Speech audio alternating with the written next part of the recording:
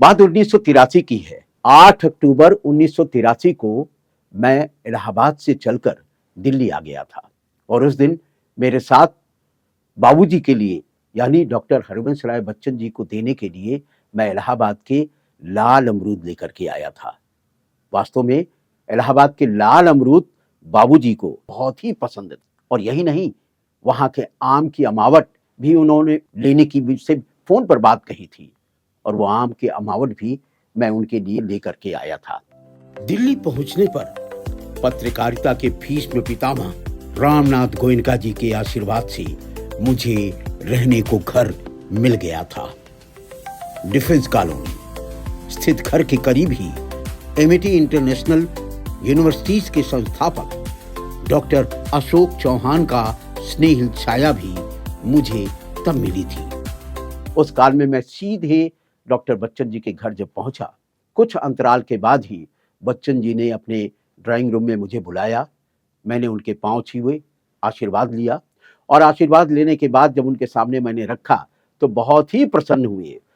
इलाहाबाद के अमरूद की खुशबू से उसकी लालिमा को हाथ में उठा करके उन्होंने देखा और उसकी खुशबू को सूंघा और उसकी खुशबू से बेहद ही प्रसन्न हुए और तब तक तेजी आंटी आ गई और उनके चरण मैंने छुए और उनका भी आशीर्वाद मैंने लिया।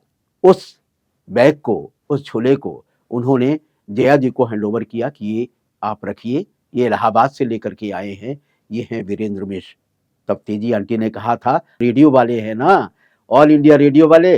मैंने कहा हाँ, प्रणाम करता हूं और सबसे नमस्कार के बाद अमरूद लेकर के जया जी अंदर गई और फिर बैग लेकर के वापस आई और उस बैग को देने के लिए जब बच्चन जी के पास आई तो बच्चन जी ने जया की तरफ देखा और उन्हें कहा, अरे इसमें कुछ फल वगैरह लेकर के आओ।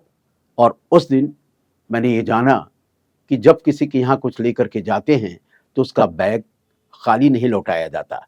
ये बच्चन जी ने तब बात कही थी और वो थैला जया जी अंदर लेकर के गई और इसमें कीनू भर करके वो लाई और उसमें 15-20 कीनू थे। वो सारे कीनू लेकर के हमारे को उन्होंने दिया बच्चन जी ने और उसको मैंने लेकर के रखा और बहुत ही आशीर्वाद दिया। बड़े ही प्यार से हमारी बातचीत होती रही। सभी तीज त्योहार और इलाहाबाद की घटना चक्रों पर डॉक्टर बच्चन जी से पत्राचार मेरा होता रहता था।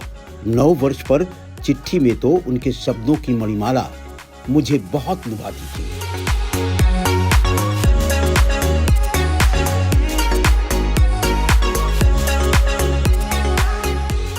तो हमारी ये यात्रा आज यहीं तक। अगले अंक में फिर मिलेंगे, देखना ना भूलिएगा।